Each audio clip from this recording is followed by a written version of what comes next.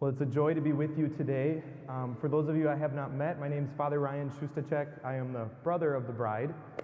But before we even get into Jacob and Rachel, I want to say a quick congratulations to my parents on their 28th anniversary to the day. And so congratulations on 28 years.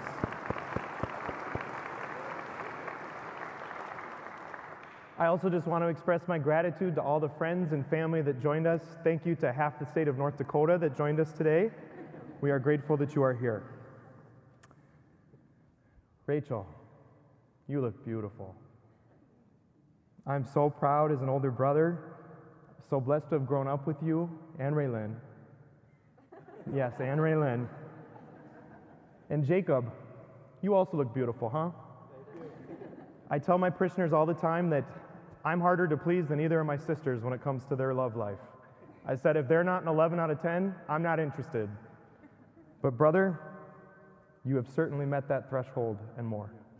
Thank you for loving her like I love her, like we love her, and like he loves her. Finally, I'm grateful to God, because what we're here to witness today is not just two people that said, gosh, this would be fun, let's team up, let's do it together. When two soldiers go into battle, the brotherhood that they feel between them is not just because they're friends. They have a united purpose. They are fighting for the same thing. And Rachel and Jacob, as beautiful as you two are, there's a third person in your relationship. And no, this is not any big announcement. That was supposed to land different, sorry.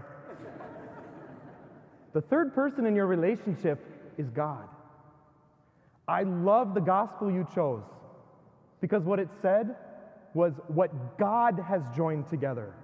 Notice there, not what Jacob and Rachel or what Ryan or Raylyn or anyone, what God has joined together. Let no human being put asunder. There is a third person, a divine person, and I am so thankful that you guys get to go on that journey together with him to heaven. Now you might be wondering, what does a priest do on Valentine's Day?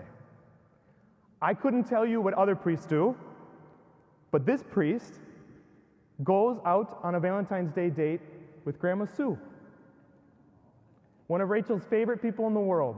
So Grandpa passed away when I was in 5th grade, and ever since I entered seminary, Mom goes out with Dad, Rachel goes out with Jacob. Well, what does the priest do? He and Grandma go out. So chocolate, card, flowers, the whole deal. I pay. This year, maybe. But what's so beautiful is I look forward to this every year. Grandma talks about her relationship with Grandpa, raising the kids, growing up. And I don't know if you remember this, and I don't think you knew that I was going to quote you, but you were talking this year on a level like I have never heard someone talk. You said, all the fun places we went with me and Grandpa, here's how we met each other. We met each other's family. We had all these good times. But you know what I remember the most about the love that I had with Grandpa? The difficult times. When money was tight. When we lost Uncle Don. When our weaknesses or crosses or disagreements with us or the kids would come up. Or even at the very end, when Grandpa was sick and he was getting sicker, but yet his heart was like the Grinch, getting 3 times larger.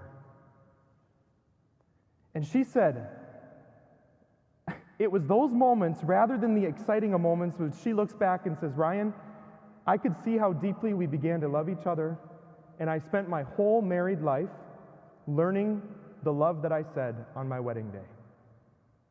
I spent my whole married life unpacking what I said on the altar, what my vows meant. And so Rachel and Jacob, in a couple minutes you're going to come up these steps, and you are going to say the vows that Grandma spent her whole life unpacking. The most profound way that you can possibly say, I love you to another human being this side of heaven, you are about to say to one another. You are about to say, I promise to be faithful to you in good times and in bad, in sickness and in health, to love you and to honor you, AKA, there's going to be good times, there's going to be bad times. But until death does us part, no matter what, independent of whatever could come up, I'm there for you and I love you. That is what you are about to say to each other. Now, there are 3 kinds of love. We talked about love in the second reading. Love is patient, love is kind. Let's explore, because I think in our life, we move through these different kind of loves as we learn how to love. And so the first type of love, I love you if. So Rachel, I don't know if you remember when we'd go to Target with Mom, and the tears and screaming would not stop until you got that candy bar. You said, I love you if I get that candy bar. And we all kind of do that to some extent. I love you if X. But then we get a little older and we move away from I love you if, that's kind of a lesser love, and we move to I love you because. Because she's a cheerleader or a football captain. I remember hearing that Jacob, when he met Rachel, he told his parents, I'm talking to this really nice girl, and she's a Vikings fan and a Catholic. And he says in the letter that he wrote to her, those are all major green flags. And look how it started. We moved up the love ladder here. We went from I love you if, now we're in I love you because. You wear purple on Sunday. And I just want to read you actually a little bit about what Jacob said in his letter. I asked each of them to write me a letter. Why do you want to marry the other one? And here's what Jacob said. It was a beautiful 5-page letter. Once again, 12 out of 10 would recommend. Right when I got to college, I was talking with one of my middle school friends that also went to Mankato. We were going back and forth explaining the different types of people and friends we had met. He said that his suite mate had a friend, Rachel, that was Catholic, was very innocent, and she was so innocent that she wouldn't even say a swear word or a cuss word. I still remember hearing this and my heart telling me, this is exactly the type of person that I am looking for. I love you because. It's beautiful. And look how it progressed. We have one more step. I love you if, I love you because, and what you're about to pledge today, I love you, period. No matter what, I will be faithful to you. And this is the most powerful kind of love. Why is that? This cross is for you, by the way. So I'll be saying Mass with it on the altar, and you get to keep this. Because what you're saying is, I promise to love you like this. The way that God loves me, no matter what. No matter what we have to go through, even if it gets this hard, I will always love you.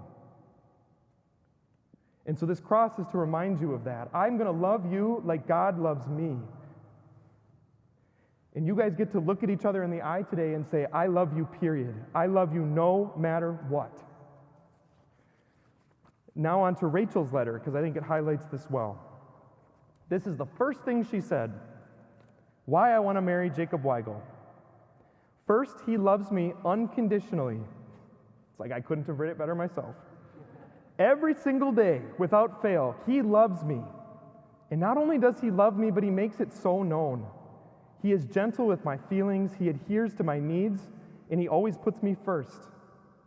There has never been a time that I questioned whether he loves me or not.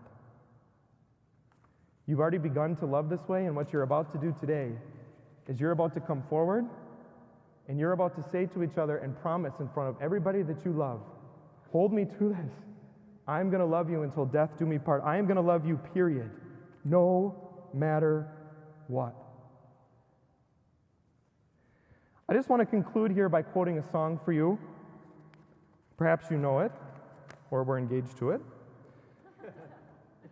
Rachel and Jacob, you found the one that you can't live without. Jacob, you got a ring, a very nice ring, I'll add.